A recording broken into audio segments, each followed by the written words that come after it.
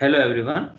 So today we will take up the ninth exercise from practice exercises and here we will try to calculate the energy of a given signal. We will first try to recollect how we are calculating the energy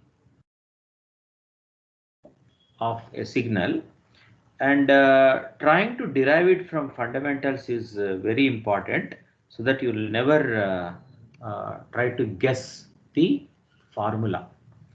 We will start with the basic electrical engineering concept where we have taken a resistor R which is connected across a voltage source which is a AC type. Okay, so it is something like an alternating voltage. So this voltage we know will allow some current to flow through this resistance R, which we can calculate very easily. The instantaneous voltage, the current is equal to Vt by R. So instantaneous means if the voltage is changing like this at any given time, okay, the voltage here is V of t, and we know this voltage, so we can calculate the current. So Vt by R. So we can easily find the power, okay, that is dissipated in the resistor. The power P can be obtained as voltage multiplied by current, the instantaneous voltage multiplied by instantaneous current. So we will call it as Vt into It. So which we already know It. So Vt into Vt by R. So which is equal to v square t or Vt square, both are same, divided by R. Okay, for the sake of comparison, I want to compare Vt with some other signal. For this, I will standardize the resistance. I will make the value of R equal to 1. Or I can also calculate the power that is dissipated by a resistance of 1 ohm. So that R can be assumed to be 1, then the power will be equal to V square into T. Obviously, the instantaneous power, although I gave it as a constant, I can call it as the instantaneous power. That is, there is V square into V square of T. Okay. Now I want to calculate the energy. So that is what we want. Okay, so how do I calculate energy? We know the relationship between power and energy, which is the power is related to rate of change of energy with reference to time, or delta E by delta T or dE by dt. So because it's a continuously changing voltage, so we can apply the calculus here. So the power is equal to dE by dt. So we already know this instantaneous power is equal to V square into T. So since we know the power and we know the relationship between power and energy, which is dE by dt, then we can find that dE, the instantaneous energy, is written as V square T into dt. Is it not? So from this, we can calculate the total energy. This is instantaneous energy, and I want to calculate the total energy. Now, how do I calculate the total energy? Supposing the voltage is starting somewhere at t equal to 0 and ending, let us say, at some time t naught, which is a fixed time, then I should integrate over a time of 0 to t naught. Okay, but if you want to generalize, we want to generalize the formula. We cannot write like this. We don't know what is the lower limit. We don't know what is the upper limit. For all that we know, a signal may be starting somewhere at minus infinity and ending at plus infinity. We don't know. Okay, it could be a signal like that mathematically. I'm talking about mathematical representation. So to cover all points on the time axis, especially when we don't know the limits, so we must give the limits as integral minus infinity to plus infinity. Okay, now when we give the limits as minus infinity to plus infinity, let us say we are giving limits as minus infinity to plus infinity, but if the function exists only somewhere between these 2 points, we will not be making any mistake, because the function will be working from here to here, existing from this limit to this limit. We will always get the correct answer. So to cover all the time spans, we will have to take from minus infinity to plus infinity, and we will call it as v square t d of t. Okay. Now this is integral dE.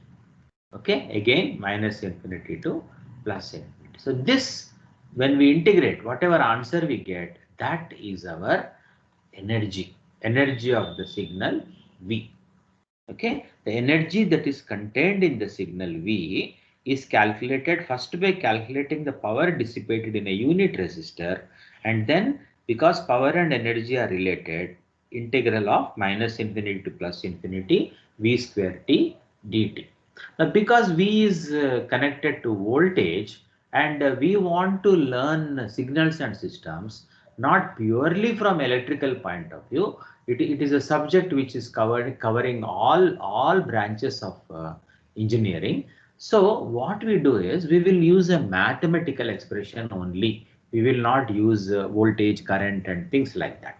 So it is perfectly all right to say that for a signal, if a signal xt is given to me, a signal xt has an energy, okay, is given as integral minus infinity to plus infinity for this signal x square t dt. Okay, x square t dt. So this is the formula. So you can remember the formula and apply it directly to get the answer without the derivation.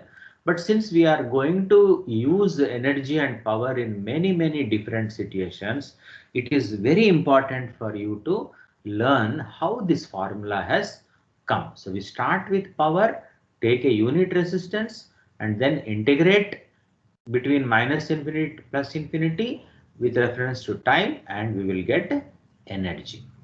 Okay. Now using the same logic, I can get the power in the signal X. How do I get the power? Power is nothing but energy per unit time. So here I will take one cycle or one particular time of the signal, and I will call it as 1 by t integral minus t by 2 to plus t by 2, okay, x square t dt. Okay, and here we have to use a limit t tends to infinity. Now to understand power and energy, I will give you a small analogy. Okay, now supposing I want to compare two signals. Let us say it is something like comparing two iron rods. Okay, this is one iron rod and this is another iron rod. So supposing both are having same density, okay, mass per unit volume is same for both of them. So this is 1 and 2. If I ask you which of these two rods is having more weight, you can say is something like energy comparison. I'm only comparing two signals. Which one is having more weight? Assuming that both are having same length, then you will tell very easily that the second one weight must be more. So weight of the second one must be greater than weight of the first one. That means because the lengths are finite, for both of them, the area of cross section is larger for the second one. We can predict that the weight of the second rod will be larger than that of the first rod. So in such a situation where the length is known to us, or the size of the dimension is a finite dimension, then energies can be compared. That means the weights can be compared. The weights of two rods can be compared. Similarly, whenever a signal, two signals have to be compared, if they are having a finite duration, then we can easily compare the energies, because it will start at a particular time and end at a particular time, and there will be a finite value of this particular energy. So this integral will lead to a finite value, non-infinite value. Okay, so we can compare energies, but this is not true for all cases. This is not true for all cases. Now, what happens? What happens when I have a rod like this and when I have a rod like this? Okay, now both are extending, or the rod length is same. The both are extending from minus infinity to plus infinity. Let us say it's an infinite rod, minus infinity to plus infinity. Okay, then what is the total volume of this rod? What is the total weight of this rod and what is the total weight of this rod? If we calculate, because this length is infinity, although the cross section looks larger here, we are tempted to say that this weight is more than this weight. That is mathematically not correct.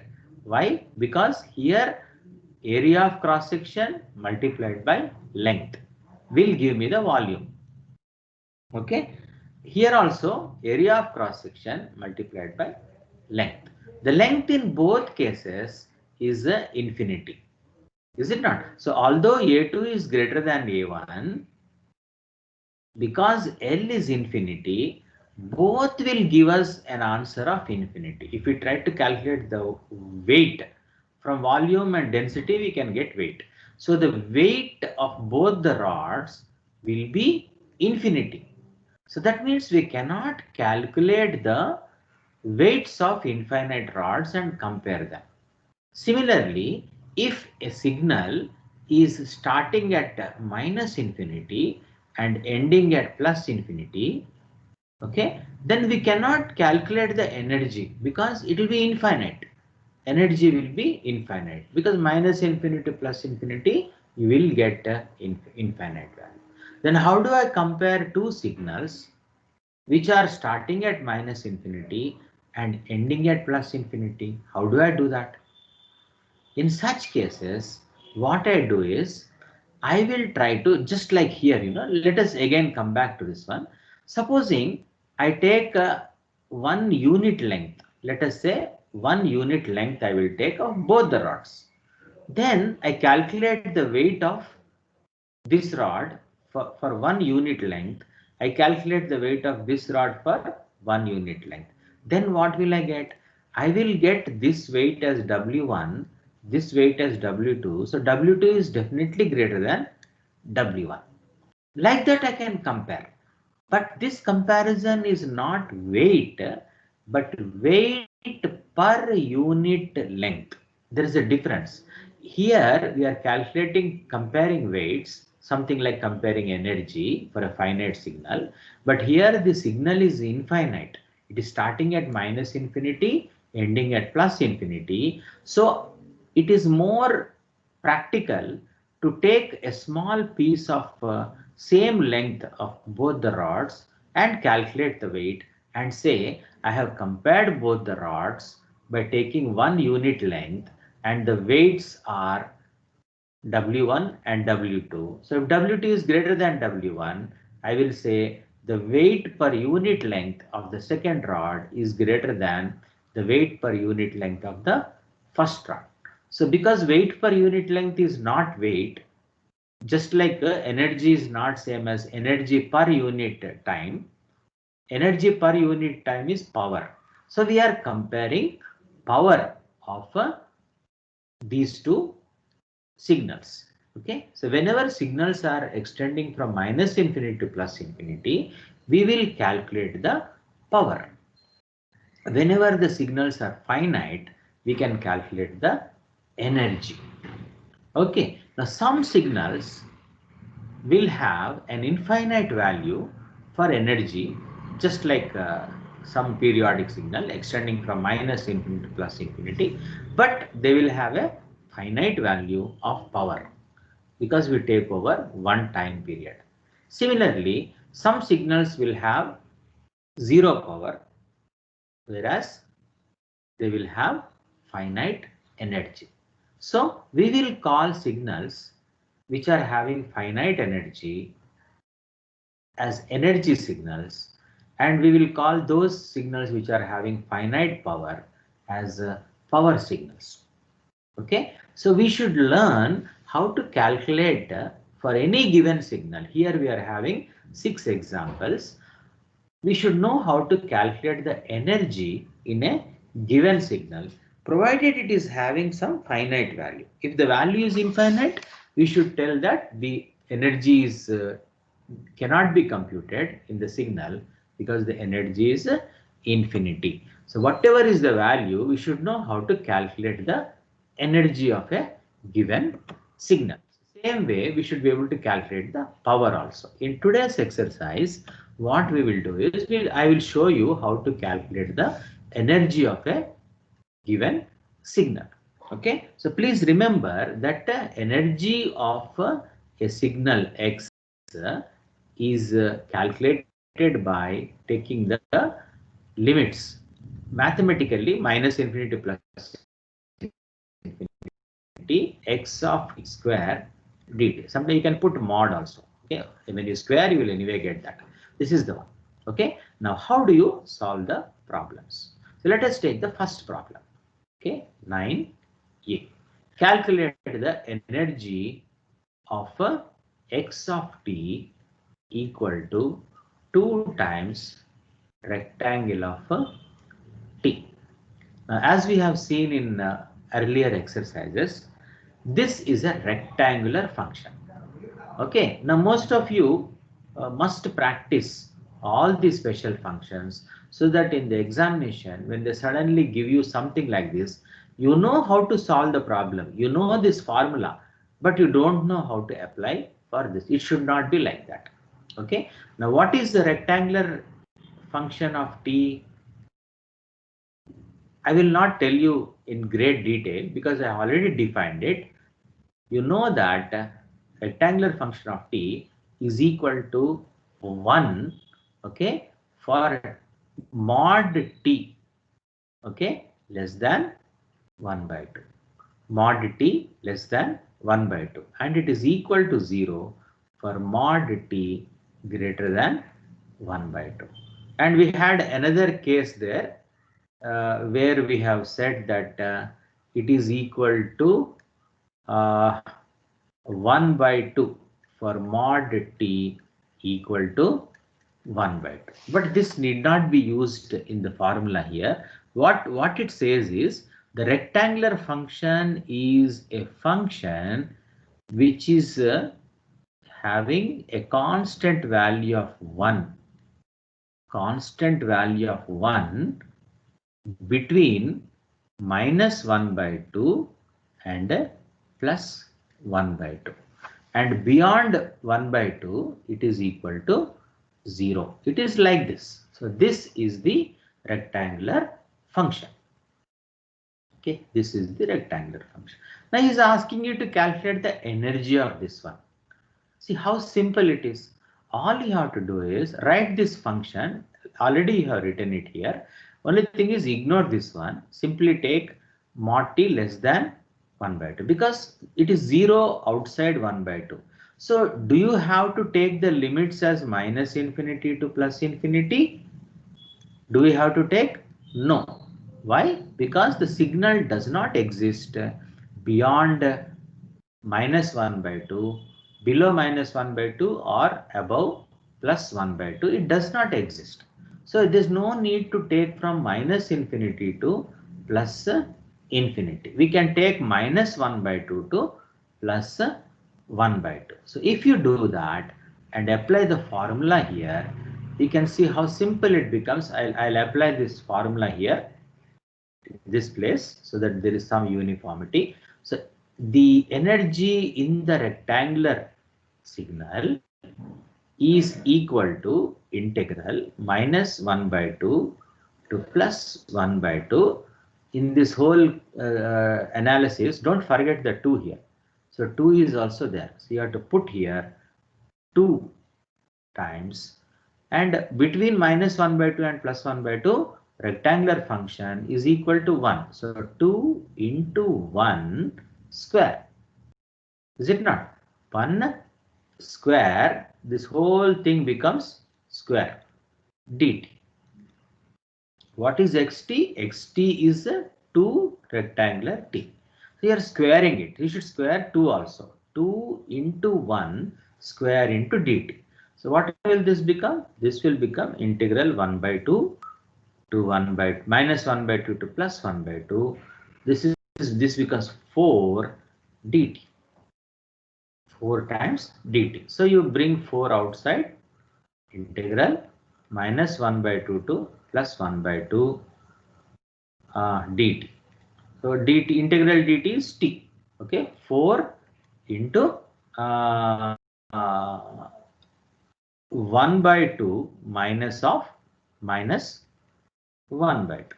So this will become 4 into 1/2 plus 1/2. So 1/2 plus 1/2 is 1.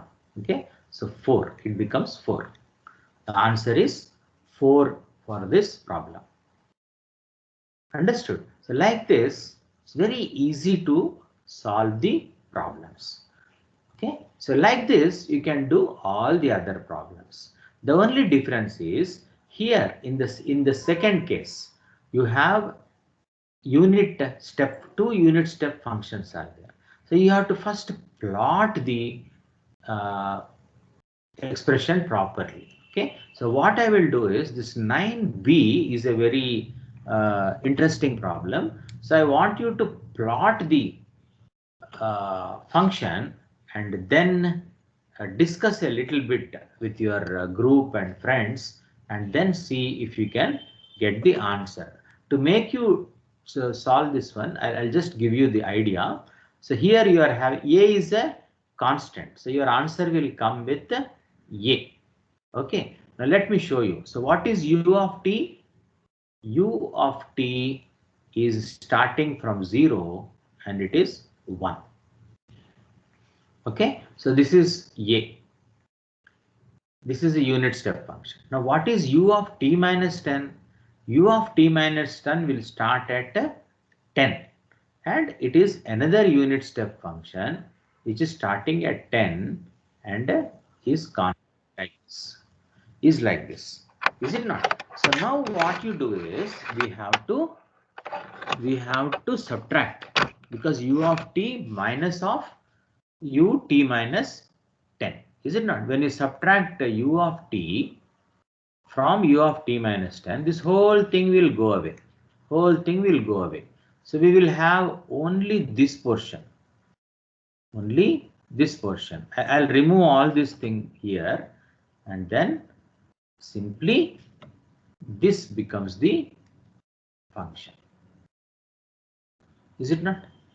So that means this is also a rectangular pulse shifted by 5 to this side. So once you have this function here, very easy to write the formula. So what will happen here? The lower limit is 0. You can see here integral 0 to 10. Integral 0 to 10 a square dt. A square dt. So what will this become? This will become a square integral 0 to 10 dt. So try to do this. Okay, So you can do this thing, get the answer for this one. So I'm not going to give you the complete setup. Okay. Now, C, I will leave it to you. So try to do it on your own. Okay. Now coming to D. D is slightly different. So I'll explain D to you. Now, what is the D here? D is actually rectangular function multiplied by cos, a cosine function. Okay. Now, what is a cosine function? When we are plotting a cosine function, when we are plotting a cosine function, we will get something like this. It is a continuous function like this. If this is 0, so cosine will be like this. It goes on and on up to plus infinity. Here again it is minus infinity. Minus infinity plus infinity, you have a cosine function. So this is cos 2 pi t. Okay, at t equal to 0, it is cos 2 pi. Okay, so t equal to 1, 2, 3, we can check that and we will get the values. Now we are multiplying this with a rectangular function. What is a rectangular function? If you look at this one, rectangular function is having a lower value of minus 1 by 2, okay, and an upper value of plus 1 by 2 as the limit, and it is having a value of 1 between these two limits, and outside these two limits it is 0. That means when you are multiplying this cosine function with a rectangular function, what will remain? What will be the remaining signal? Obviously, the remaining signal will be only that which is between these two limits, minus 1 by 2 and plus 1 by 2. But it will not be a rectangular function. It will not be a rectangular function. It will be a cosine function. Cos 2 pi t will be there between these 2 points. Is it not? So to know what is the cosine, how the cosine looks like between minus 1 by 2 and plus 1 by 2, all we have to do is put t equal to minus 1 by 2 in cos 2 pi t. So t is equal to minus 1 by 2. What do we get? We get cos of a minus pi. Cos of a minus pi. And when we put t equal to 1 by 2, we will get cos of plus pi. Okay, that means we will get a cosine function which is one cycle minus pi to plus pi. Almost like you can put here minus pi to plus pi, something like this. Is it not? You should not put pi there. Limit has to be minus 1 by 2 to plus 1 by 2. Because it is one cycle, minus pi to plus pi is 2 pi, no? One cycle. So what happens here? We will get cosine from here to here. This is only half the cycle. Where is the remaining half? So this is 1/4, this is 1/4. So the 1/4 will be available here. The other 1/4 will be available here. So you will see, actually what you are trying to do is you are trying to find the energy of a cosine which is taken from the original signal like this. You are trying to calculate the energy of this portion of the cosine function, because you are multiplying with rectangular function. So very, very important this one. So if you don't practice now, in the exam definitely will be confused. Okay, you first of all you will not remember rectangular function, then you don't know what to do, you don't know whether to put what limits you have to put. All this confusion will come in the examination. So it's very important to practice all these things. So what you have to do here is the cosine cos 2 pi t will remain as it is. So this is cos 2 pi t only, but you will rectangular function is deciding the upper limit and the lower limit. What is the upper limit? Plus 1 by 2. What is the lower limit? Minus 1 by 2. So we will simply calculate the energy of this function d. The function d energy we can calculate like this. Rectangular function will decide the limits. So minus 1 by 2 to plus 1 by 2. So once we put this limit, there is no need to write rectangular here. That is the beauty. What we will write here? Only cos 2 pi t whole square. Okay, cos square 2 pi t dt. Okay, now you have to integrate this one. So how do you integrate? What is cos square 2 pi t? Cos square 2 pi t, it is something like cos square theta. Cos square theta is what? 1 plus cos 2 theta by 2. 1 plus cos 2 theta by 2. You substitute here. So instead of cos square 2 pi t, you substitute 1 plus cos 4 pi t divided by 2, and that you integrate. So when you integrate the second term, integral cos 4 pi t, that will become 0. You can check it out. Okay, and this 1 by 2 will be there. So 1 by 2 into t. So t becomes 1 by 2 minus of minus 1 by 2. So it becomes 1. Okay, so 1 by 2 will be the answer. You can check it out. Okay, so try to solve the expression. So I have given you all the hints here. So you should not ask for more. So simply write this, find the integration. Just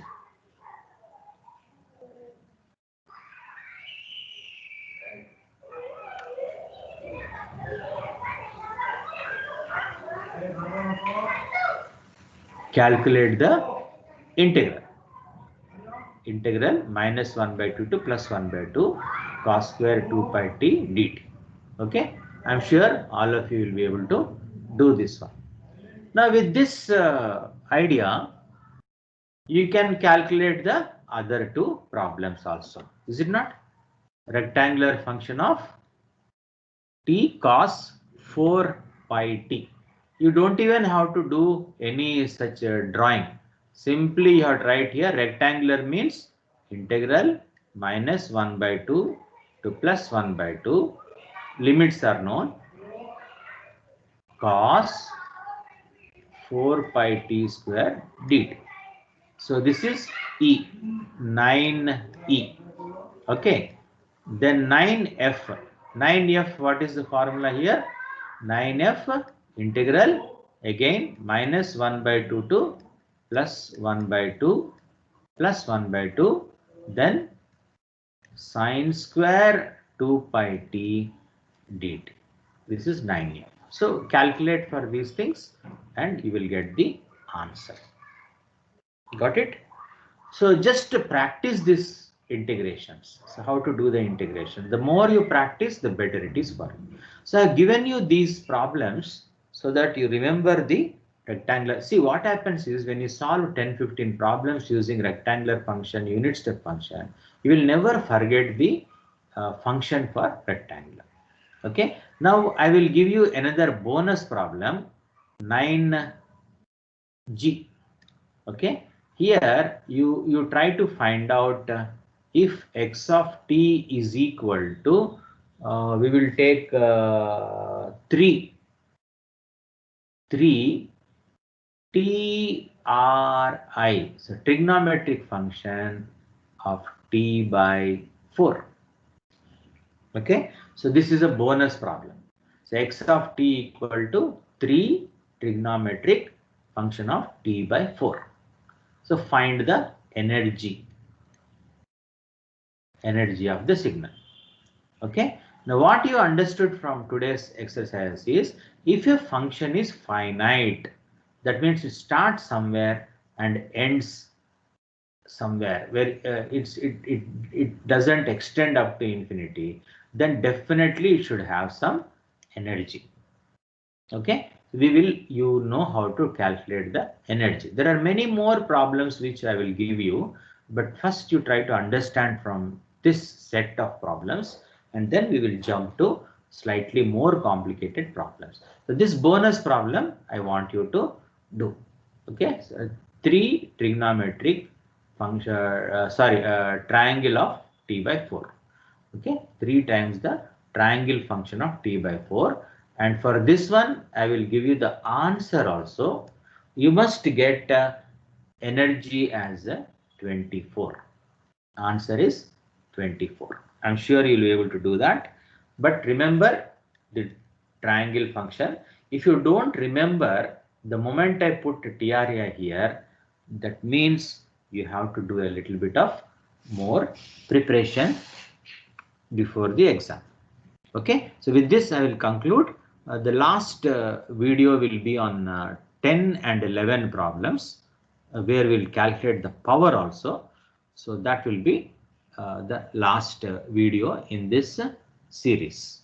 Okay, so bye. We'll see in the next video.